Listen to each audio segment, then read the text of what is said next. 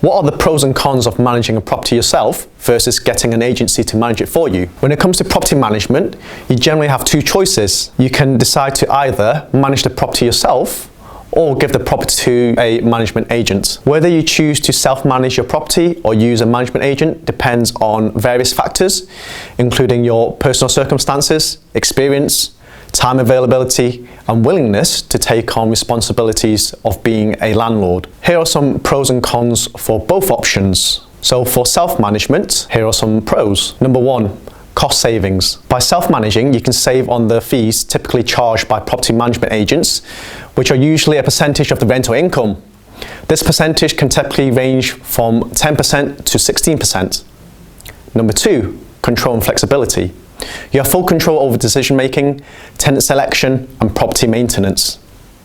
Number three, direct interaction with tenants. Self-managing allows you to build a direct relationship with tenants, potentially improving communication and understanding their needs better.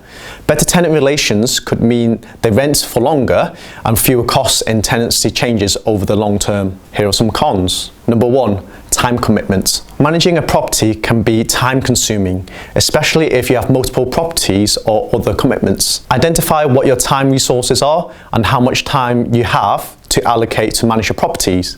Some investment strategies such as HMOs will be more demanding than others. Number two, legal responsibilities. As a landlord, you must comply with various legal obligations, and failure to do so can result in penalties or legal issues. Learn these legislations and understand your responsibilities so you don't get caught out. Number three, repairs and maintenance.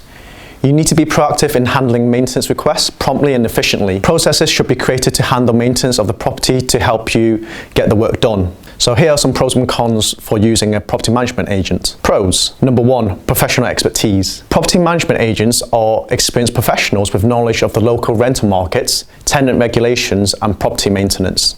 You can leverage on their experience and expertise to ensure that all the bases of the management are covered. Number two, time saving.